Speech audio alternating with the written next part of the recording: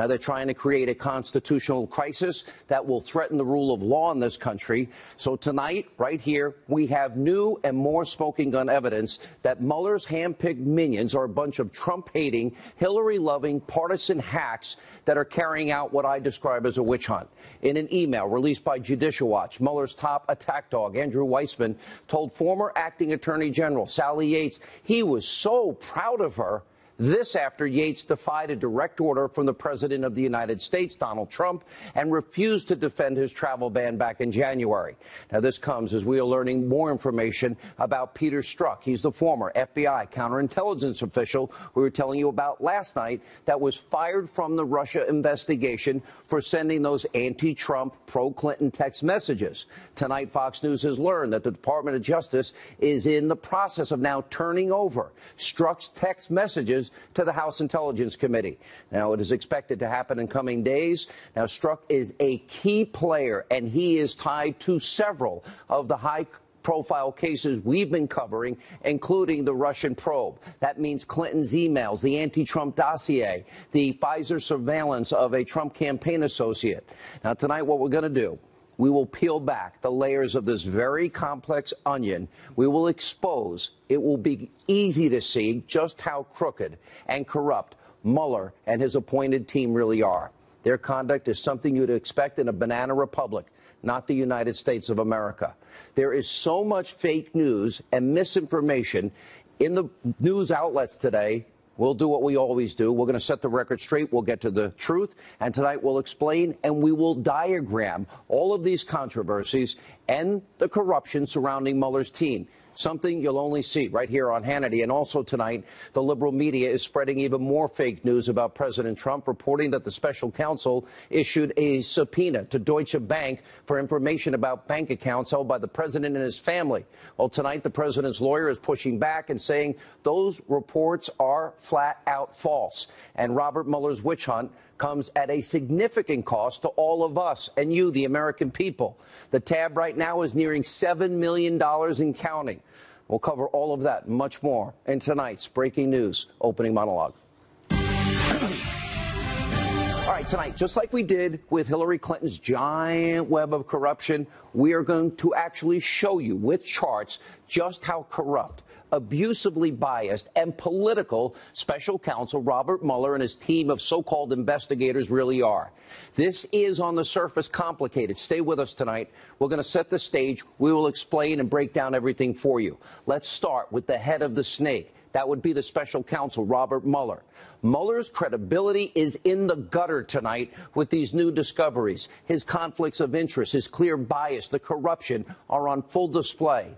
Mueller is frankly a disgrace to the American justice system and has put the country now on the brink of becoming a banana republic. Here's why. Robert Mueller, former FBI director under Bush and Obama, was first appointed as a special counsel to the Russia probe by Deputy Attorney General Rod Rosenstein. Rosenstein, longtime federal attorney, was only able to appoint Mueller because the Attorney General, Jeff Sessions, you remember, recused himself from the Russia investigation. That was a huge mistake. By the way, he may want to unrecuse himself. Now, you might remember this came after Sessions and Rosenstein encouraged President Trump to fire then FBI Director James Comey over his inappropriate actions in the 2016 Clinton email investigation. Well, as it turns out, James Comey, guess what? He's very good friends with Robert Mueller. After years of working in similar roles, well, some have even described the duo as, quote, brothers in arms. Isn't that so cute? Now, Comey also tweeting tonight he is meeting with his book publisher. Oh, I can't wait for that to come out. When's he going to start working for fake news CNN or conspiracy theory TV MSNBC? We'll have more on that later. But back to Mueller. His conflicts of interest do not end here. While serving as the FBI director in the Obama administration, Mueller stood by and did nothing while the controversial sale of uranium was approved by Hillary Clinton and others in 2010 to that state-owned Russian energy company. Now, keep in mind, a year and a half before, the FBI FBI had serious evidence of Russian bribery linked to the Uranium One sale, and a confidential informant was providing them further proof for 6 years of a potentially illicit deal. 20% of America's uranium was at stake. We don't have enough uranium. Another important Mueller conflict. It stems from President Trump. Remember, he reportedly interviewed Mueller to be Comey's replacement as the head of the FBI. And ultimately, President Trump, he went in another direction. He gave the job to Christopher Wray. And finally, one of the biggest examples of Mueller's faulty, clouded, biased, abusively biased judgment is who he chose to staff the Russian probe. Now, get this. At least 8 of the 16 lawyers that Mueller appointed to his team donated to Democrats like Obama and Clinton, including thousands of dollars to these campaigns. Not a single attorney Mueller appointed or hired donated to the Trump campaign or any other Republican presidential campaign. Which brings us to our next chart, where we expose members of Mueller's team from their clear political bias. One of Mueller's top lieutenants, who some have called a legal pit bull, is none other than Andrew Weissmann. We'll have more on him later in this monologue and show. But first, it's important to point out, Weissmann gave $4,300 in political donations to Democrats, including Obama. And as you can see, we filled out the chart. All told, Mueller's corrupt band of Clinton lovers, they've been responsible for over $50,000 in donations to Democrats. We're really supposed to believe that they're fair and they're unbiased in this investigation? Next up, former top FBI counterintelligence official Peter Strzok. As we're about to show you, as we told you about last night, his tentacles touch just about everything. Now, there's more stunning new information about Strzok tonight. We'll get to that in a second. But first, let's lay the foundation. According to a report, this was yesterday, Strzok is a member of Mueller's special counsel team that signed the document that officially started the entire Russian investigation witch hunt. We learned yesterday this Trump-hating, Clinton-loving agent oversaw the FBI interviews of our former national security advisor, Lieutenant General Michael Flynn, where he supposedly lied. Sarah Carter, who'll join us in a little bit, is reporting that Strzok personally interrogated Flynn himself. And Fox News also learned that it was Strzok that was fired by Mueller over the summer for sending the anti-Trump, pro-Clinton text messages to his FBI lawyer girlfriend. Well, we just discovered tonight that Strzok's girlfriend, Lisa Page, also was on Mueller's team before leaving. We didn't know that yesterday. And from there, it gets even more shocking, as our own Catherine Herridge is reporting. Strzok played a very key role in the Clinton email server investigation. Now, this politicized FBI official even participated in the July 2nd, 2016 interview of then former Secretary of State Hillary Clinton, where conveniently she was not put under oath. Now, this part is brand new tonight. Strzok was also present at FBI interviews of Clinton's top aides, Uma Abedin, Cheryl Mills, where they claimed they only knew about the server after Clinton left the State Department and it became public. He loves the Clintons and everybody around them.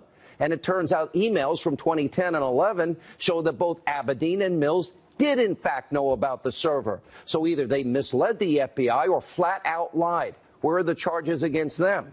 And why were they spared? And Lieutenant General Michael Flynn, why was he charged with lying to the FBI? A massive double standard. And it gets worse from there. Fox News has confirmed that Strzok changed the language. He was the guy in James Comey's draft memo exonerating Hillary Clinton from grossly negligent behavior to extreme carelessness. That's letting Hillary Clinton off the hook. Remember, they wrote the exoneration before the investigation. That means the fix was in. Gross negligence is part of the legal standard that would mean Clinton broke the law. They stood up for her. They defended her. They protected her. This is shocking, and this is why the Office of Inspector General is now reviewing Peter Strzok's role in the Clinton email server investigation. Now, Strzok's involvement extends to other key areas of this Russian probe. Keep up with me here. There's a lot of information, like the anti-Trump, fake news, Russian propaganda dossier that used current and former Russian government sources to try and smear then-candidate Trump with salacious lies and influence the election and mislead you, the American people. And a source is now revealing to Fox News that Deputy FBI Director Andrew McCabe, he's the key witness that Congress wants to talk to about the anti-Trump dossier. McCabe was scheduled to appear before Congress Thursday, but now is saying he's not going to show up. Now, McCabe is also thought to have been the key point of contact to the former British spy, Christopher Steele. He's the guy that created the fake news anti-Trump dossier that was bought and paid for by Hillary Clinton and the DNC that Donna Brazile says she was running. And we can't forget, according to multiple reports, a political action committee with ties to key Clinton ally, Virginia Governor Terry McAuliffe. They're like best friends. Well, they gave $500,000 to Andrew McCabe's wife, Jill. She was running for the Virginia state Senate race. Now, Virginia's Democratic Party also contributed over $200,000 to Jill McCabe. Wow, the connections are stunning. And finally, House investigators, they believe that Strzok is the key figure in the Pfizer surveillance of a Trump associate on the campaign. Now, that makes a lot of sense given FBI agents' background in counterintelligence. And also tonight, and finally tonight, there's Robert Mueller's top deputy. Pay close attention. This particular minion is known as Mueller's legal pit bull. We're talking about the hard-charging prosecutor, Andrew Weissmann. He has a long history of using highly questionable, unethical tactics to get convictions. There's new information tonight, and it highlights Weissmann's rampant anti-Trump bias. We'll get to that in a second. Before we do, you've got to understand who is Andrew Weissmann. Now, Fox News legal analyst Greg Jarrett has dug deep into Weissmann's background. Here's what he has found. Back in 2000, during the massive Enron scandal, Weissmann was one of the prosecutors on the task force that brought a very controversial obstruction of justice case against the giant accounting firm, Arthur Andersen. This is important. Weissmann's actions put that company out of business. Tens of thousands of people lost their jobs. In 2005, the United States Supreme Court overturned Weissmann's obstruction of justice conviction in a unanimous 9-0, nearly unprecedented ruling. But it was too late. He had already inflicted maximum damage to so many people. Arthur Andersen was not the only victim of Weissmann's aggressive tactics. The conviction of a business transaction between Enron and the financial firm Merrill Lynch. Well, that sent people to jail. But guess what? They were innocent. That decision was reversed by the Fifth Circuit, U.S. Circuit Court of Appeals. Weissmann has also been accused of intimidating witnesses, making up crimes that don't exist, and in one case, withholding evidence that was exculpatory, that helped the defendant. And Weissmann is also tied to that corrupt Uranium One deal and the Obama administration cover-up. Why did Mueller ever appoint this guy? He knew his track record. And back then, Weissmann was in charge of the DOJ's fraud section during the Russian bribery scheme. And as Greg Jarrett points out, Weissmann actually signed the bottom of the plea agreement from the Russian businessman involved in that case. Now, here's the new explosive information we have tonight. In an email released after a FOIA request by Judicial Watch, Weissmann, the guy I'm telling you about, he told the former acting Attorney General, Sally Yates, an Obama appointee, he was proud of her. What was he so proud of?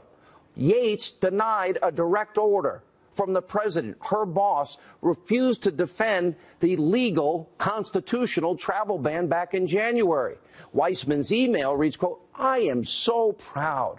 I am in awe. Thank you so much. All my deepest respects." Pretty unbelievable. Shows where his political bias is. Also tonight, your mainstream media, they're corrupt. They continue to spread fake news, all in an attempt to destroy and damage this president day in, day out, hour after hour, minute after minute. The latest example involves reports that a special counsel, as he issued a subpoena to Deutsche Bank for information about bank accounts that were held by President Trump and his family.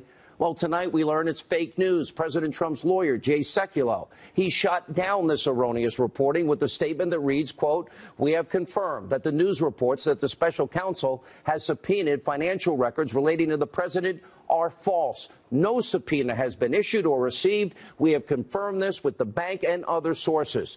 This is just another reason you, the American people, should never trust this destroy Trump corrupt media. And finally tonight, Robert Mueller's political witch hunt comes at a massive cost to all of us, the American taxpayers. Now, from May to the end of September alone, Mueller has spent nearly $7 million of your dollars on his crooked investigation that has now turned into this political fishing expedition. Remember, this all started as a probe into possible Trump-Russia collusion. There's been zero evidence So far, none, zero. It's been almost a year that this ever happened. And the media, Russia, Russia, Russia. So now Mueller and his political lackeys, they're trying to dig up any kind of potential wrongdoing to justify their existence. This is a massive waste of money, and you, the American people, are paying for all of this, which is an attempted political takedown of your duly elected president. It is a direct threat tonight to the rule of law, to our Constitution. And tonight, this all now begins to end. Joining us now with reaction, Judicial Watch President Tom Fitton. He filed the FOIA investigation request. Also, investigative reporter Sarah Carter, Fox News legal analyst. We count on him, obviously, a lot. Greg Jarrett is with us. Tom, let's start with you.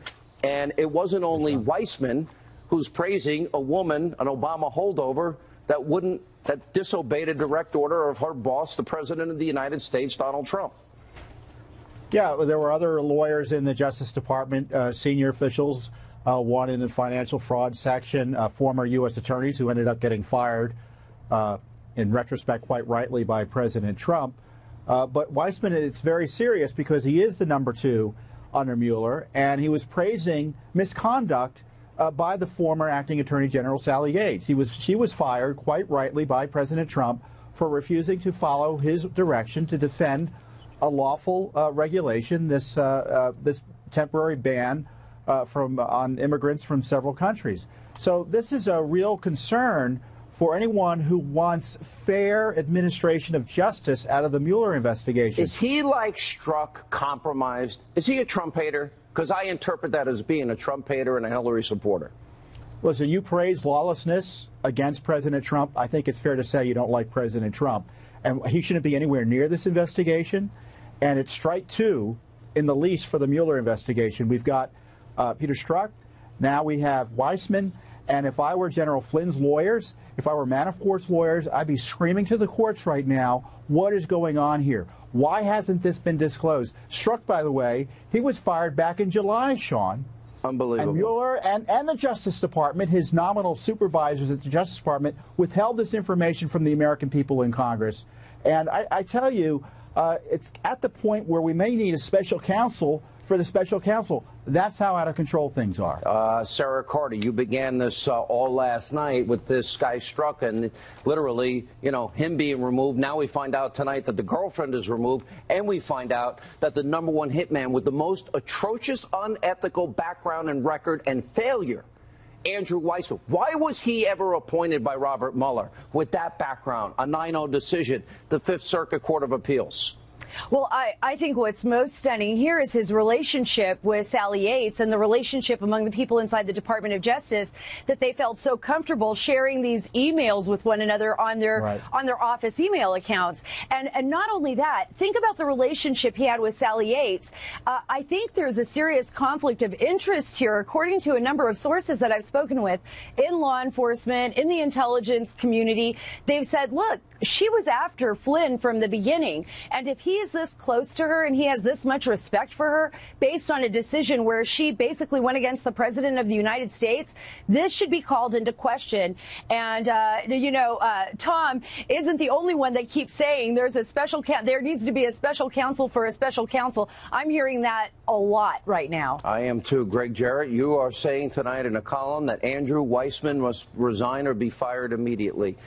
I don't even know. Why was this man even hired with that atrocious? He wrecked tens of thousands of people's lives. Innocent people went to jail because of Andrew Weissman.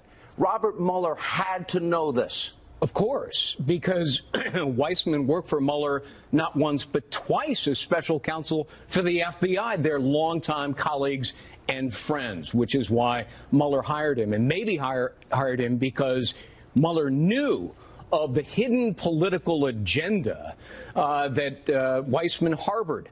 Look, not only should Weissman be fired immediately, but the entire staff of Robert Mueller is rife with corrupt motives and political prejudice. It was entirely stacked against Donald Trump. And so what should happen now?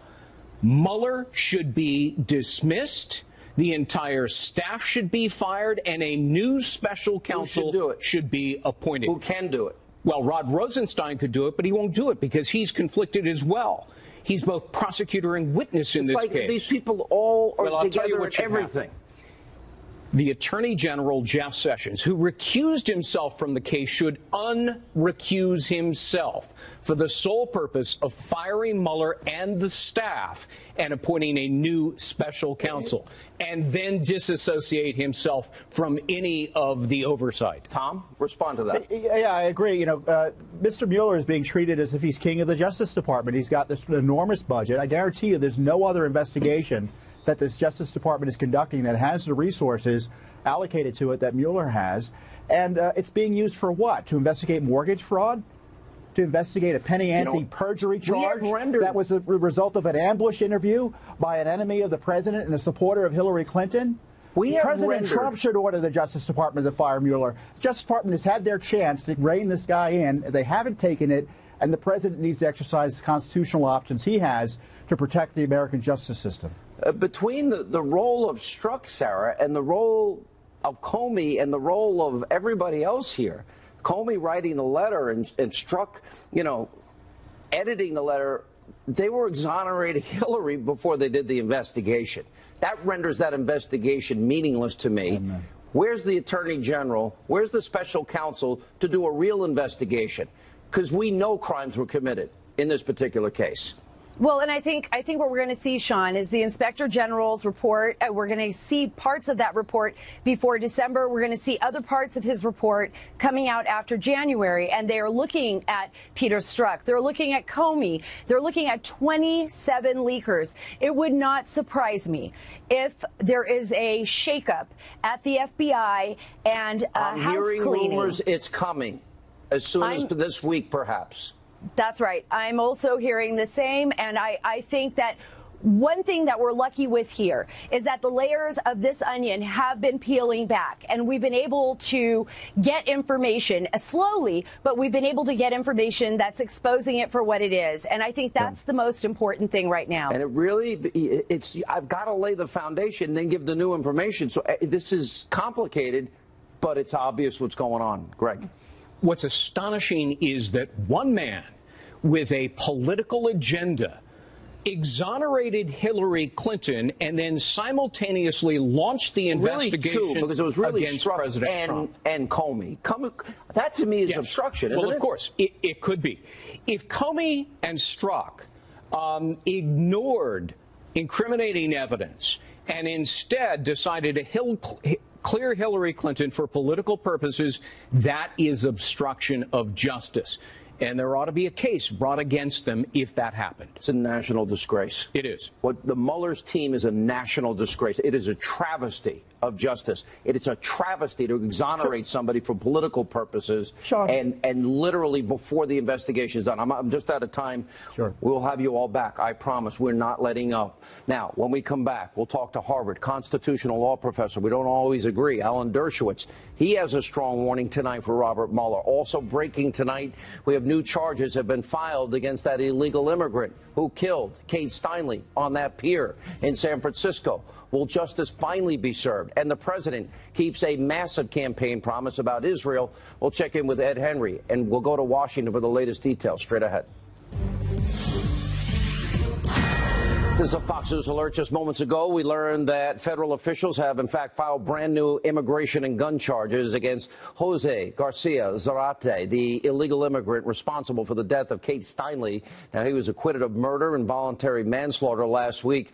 We'll have more updates throughout the night as the story unfolds. Also tonight, we are following another big story. The president is following through on a major campaign promise involving one of our closest allies, the state of Israel. This is big news tonight. Ed Henry is live in D.C. with the details. Ed, as a big supporter of Israel, I've known for years, I believe this is the right thing to do. What's happening?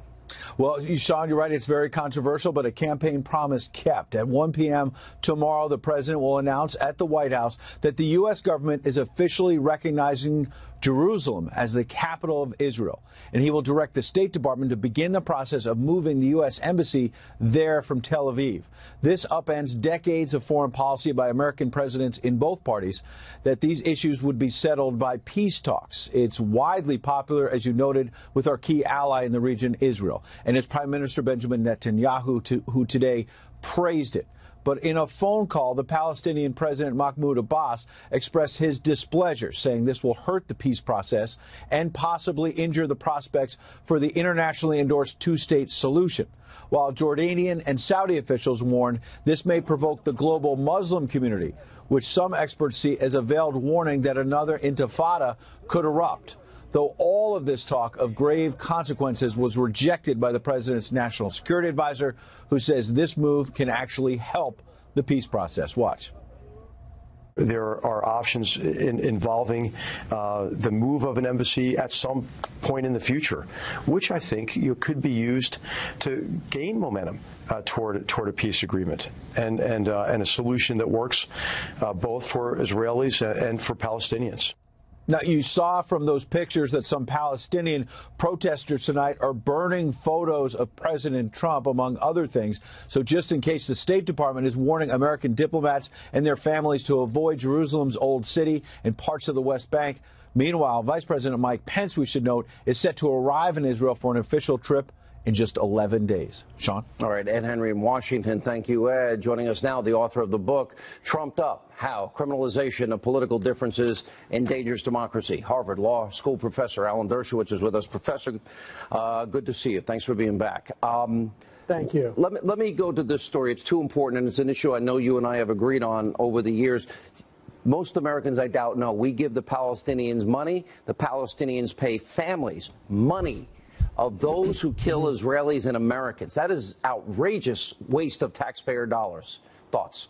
Well, it's worse than that. It incentivizes murders. But I think that President Trump's decision to recognize Jerusalem as the capital of Israel is the perfect response to President Obama's outrageous orchestration of the Security Council resolution, which he pushed through as a lame duck that declared the Western Wall to be illegally occupied territory, the Hebrew University, the Hadassah Hospital, the Jewish Quarter. According to this resolution that was basically pushed through by Obama, these are outrageously flagrant violations of international law. The best response to that horrible resolution is for the president to say, we don't accept the UN resolution, and the best proof of it is we're going to recognize Jerusalem as the capital of Israel. You say it's occupied, we say it's the capital. Perfect response. Agreed. Let's go to Democratic Senate and ranking member of the Senate Judiciary, Dianne Feinstein, claiming an obstruction of justice case is forming against the president.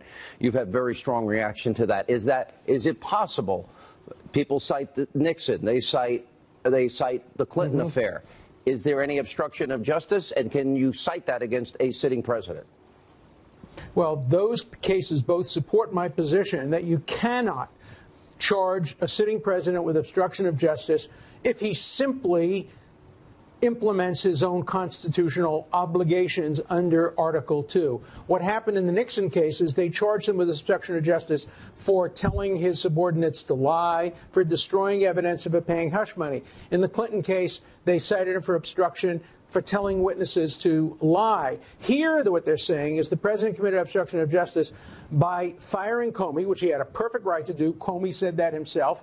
And if he were to pardon somebody like Flynn. But you cannot hold a president criminally responsible for exercising his constitutional authority. Remember, it's not only the president who has this kind of immunity. Senators have immunity from prosecution. Judges have immunity from prosecution if they perform their constitutionally appropriate actions. That's what our system of checks and balances is all about. Let me ask you about this particular fact. You have this guy Strzok. Then you have, I believe, somebody, I find his record atrocious, Andrew Weissman, and this team that Robert Mueller has put together. In the case of James Comey and this guy Strzok, how can you possibly be drafting an exoneration of Hillary Clinton before the investigation was not only ever completed, but the key people in the investigation, including Hillary, weren't even interviewed up to that point? How is that possible? And does that mean that needs to be relitigated or reinvestigated? Well, first of all, Strzok should have recused himself. Even if other people didn't know about his tweets, he knew about them. He knew he had a bias against Trump and in favor of Clinton. He should have recused himself. Look, I'm against using the criminal justice system to target political enemies, whether the political enemy is Hillary Clinton, whether the political enemy is Donald Trump. I want to see a ceasefire. I want to see us not use the criminal justice system as a weapon against our political enemies. I don't think Hillary Clinton should have been investigated and prosecuted. I don't think Donald Trump should be investigated and prosecuted. I think if you don't like what a candidate did, you vote against them. But you don't try to create criminal actions, whether it be espionage against Hillary Clinton or obstruction of justice against Donald Trump. If you had 33,000 subpoenaed emails, or if I had 33,000 subpoenaed emails, and I decided I'm going to delete them, and I decided I'm going to acid wash the hard drives, and I decided that that somebody that works for me is going to bust up the BlackBerries, I think I would be calling you and saying, Alan Dershowitz, you may disagree with some of my politics, but I need you to defend me. I don't think any other American would ever get away with that. Isn't that obstruction? Well, you mentioned the Arthur Anderson case. In fact, I think that was one of the issues in that case. You have to show a specific intent to destroy evidence that you know is under subpoena. What often happens is that companies routinely destroy documents, routinely do things. You have to show a very high level of specific intent. I don't think it was there in the Arthur Anderson case. I don't think it was there in the Hillary Clinton case. Well, let me ask you, but if you delete 33,000... I want to make sure we don't politicize I understand, and I actually think we've got to be careful. I'm not disagreeing with you in that, but if 33,000 emails are subpoenaed and you delete them, and then not only do you delete them, you acid wash and bleach pit them, and then you destroy the other devices they may be on, that doesn't show intention to you?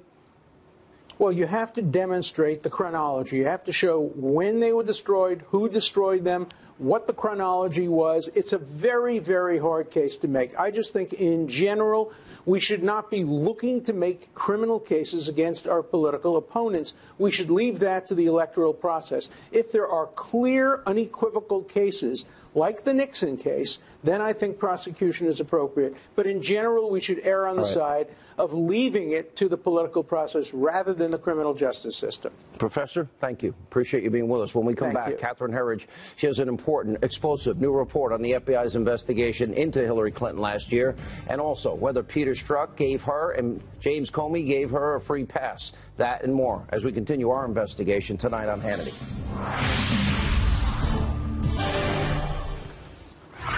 And tonight we're getting new information regarding the FBI agent who was fired from the Mueller probe, Peter Strzok. Specifically, we are learning more about his involvement in the 2016 investigation into Hillary Clinton's private email server. Our own Catherine Herridge has the very latest tonight from Washington. Catherine. Sean, our investigative team reviewed this FBI summary of Hillary Clinton's July 2016 interview, and it shows that the same FBI agent, Peter Strzok, was part of it. Agent Strzok, who allegedly sent anti-Trump texts, weighed in on Comey's public statement just 3 days later that recommended against criminal charges, and he helped change the language in an earlier draft from grossly negligent to extremely careless. That's key because gross negligence is the legal standard under the federal statute 18 U.S.C. 793F. And it's widely reported that Agent Strzok also oversaw the review of Clinton aide Huma Abedin's emails that were found on her estranged husband, Anthony Weiner's computer. That discovery led the FBI to reopen and close the criminal email probe just days before the election.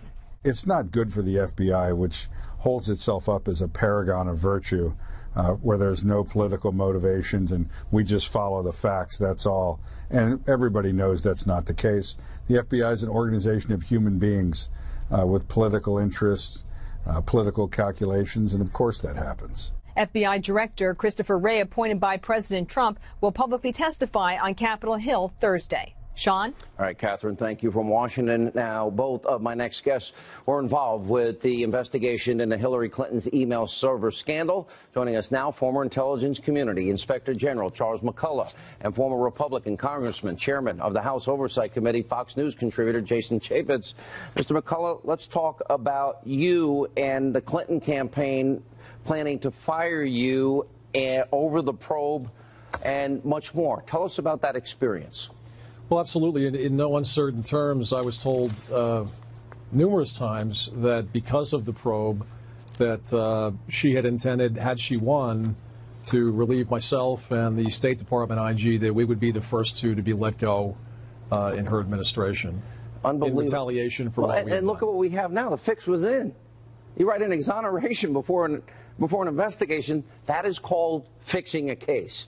That would send Sean Hannity and maybe everybody but Jason to jail, right?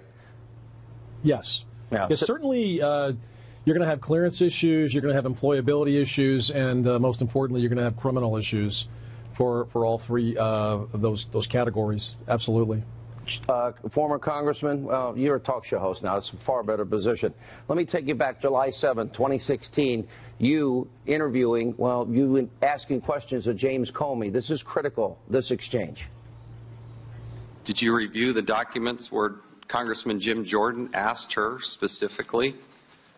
And she said, quote, "There was nothing marked classified on my emails, either sent or received," end quote.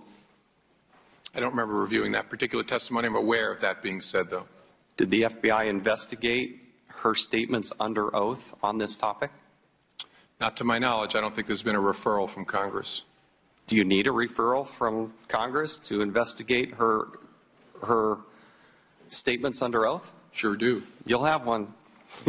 You'll have one in the next few hours. And that happened. Did Hillary lie? And what, James Comey, knowing now, he had long been involved in writing and drafting an exoneration of Hillary before he even interviewed her. Yeah, no, clearly Hillary Clinton did lie under oath. I mean, when Roger Clemens supposedly lied under oath, the Department of Justice indicted him, but Hillary Clinton not so much. You also got to remember, one of the little-known facts there is that the Department of Justice, via the FBI, was handing out immunity like candy. And in those immunity agreements, they were not required to cooperate with government officials. You contrast that with General Flynn, who has to plead guilty and has to cooperate. So here you're giving out immunity. These witnesses had no obligation to work with government officials and investigators. And there are still, Sean, to this day, tens of thousands of documents, Hillary Clinton emails that have not been shared with Congress. They are still sitting over at the Department of State. Unbelievable. Wouldn't you, Mr. McCullough, wouldn't you have to now redo this investigation, knowing what we know now about how the fix was in? Absolutely. Absolutely. It's look, the entire campaign over and over was lying. There was collusion. There was coordination between the campaign, between the State Department, between folks on the Hill. As I have said over and over again, that this was a very coordinated effort strategically by those three entities to misrepresent what was actually in those emails. What do you make of Mr. Strzok, Congressman? And now we find out that he interviewed Huma Abedin and Cheryl Mills and all of these other people, and he had a pro-Clinton, anti-Trump bias. And then also he was part of the General Flynn the interrogation, which we're now learning, in fact, that Peter Strzok did, the FBI perhaps didn't even tell him it was an investigation. What do you make of all of that? How could somebody that abusively biased and Andrew Weissman, with his atrocious record, ever be appointed by Robert Mueller?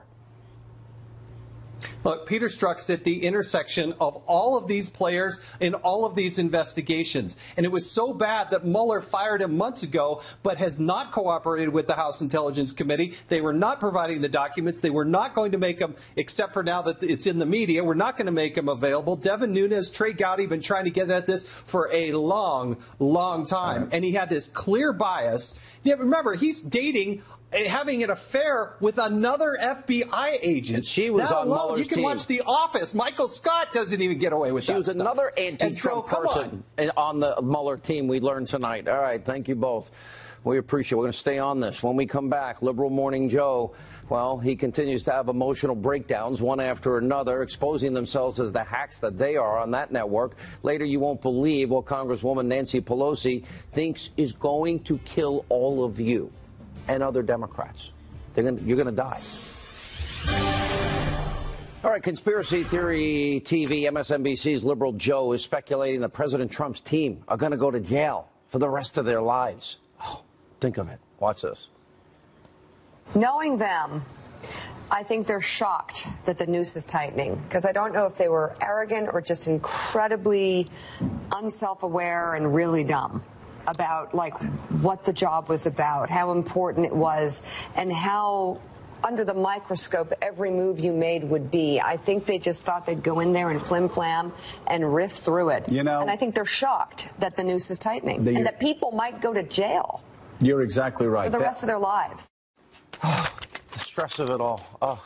Joining us now, author and a Radio American talk show host, Dana Lash, civil rights attorney Daryl Parks. Yeah, it's so entertaining to watch the emotional breakdown that they're both sharing together every day in this national platform. I mean, it's almost, not quite worth watching just for the emotional catharsis you see every day. It's unhingement. They need group therapy right out there on television. Dana. Sean. Sorry. Well, I'm trying to figure out why. What do they think they're going to get him on at this point? Because so far, Michael Flynn just did the same thing Martha Stewart has done. Sean, I'm going to tell you something. What were we all told a year ago? We were told that the Russians were storming the White House and that the Russians were controlling Trump and that they were conspiring together and that everyone was going to die in the streets, weeping and gnashing of teeth, dogs and cats living together, mass hysteria. And instead, Sean, what have we gotten? A repeal of the individual mandate, tax reform, we get to keep more of our own money. Supreme Court just Justice. Horrible things. Yeah, Supreme Court justices, good judges, constitutional judges on appellate courts, national concealed carry reciprocity going through the House. I mean, come on. I mean, we were told awful things were going to happen, and instead they got Michael Flynn on the Martha Stewart charge. You know, I know you're a lawyer. Daryl, do you have a problem if they didn't finish an investigation that they're writing an exoneration letter? And are you concerned that Robert Mueller has put people with these histories of unethical conduct that have ruined people's lives on his team and people on his team that are pro-Hillary and anti-Trump? Does any of that bother you in the pursuit of justice, in the pursuit of truth? Well, I still believe that Robert Mueller is going to do a thorough investigation. I didn't ask you that.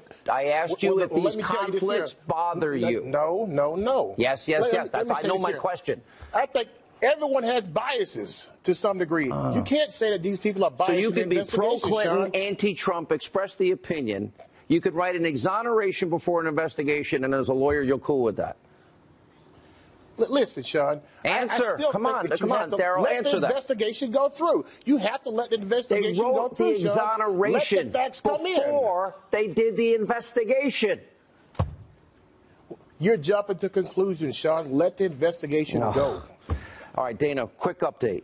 I love how you're pro Second Amendment. There's something big this week. I want to get this in. Oh, yes. And Sean, thank you so much for reminding all of your viewers about this. I hope that everybody calls their elected officials tomorrow, because National Concealed Carry Reciprocity is going for a vote tomorrow, Wednesday, on the House floor. This is something that millions of Americans went and voted for. Sean, you talked about it many times right here on your program. This means that your rights don't end where the state line ends. And this is huge. This is getting your rights back. And, of course, also with that is the Fix NICS bill. There's a lot of misinformation about that. That actually makes states comply with existing law. That's all it does. When we come back, thank you both. That's tomorrow. Congresswoman Nancy Pelosi is insane. We'll prove it. All right, before we go, I got to share Nancy Pelosi's ridiculous, insane reaction to the GOP tax cut plan. Watch this. No, it is the end of the road. This health care, the debate on health care is life, death. This is Armageddon.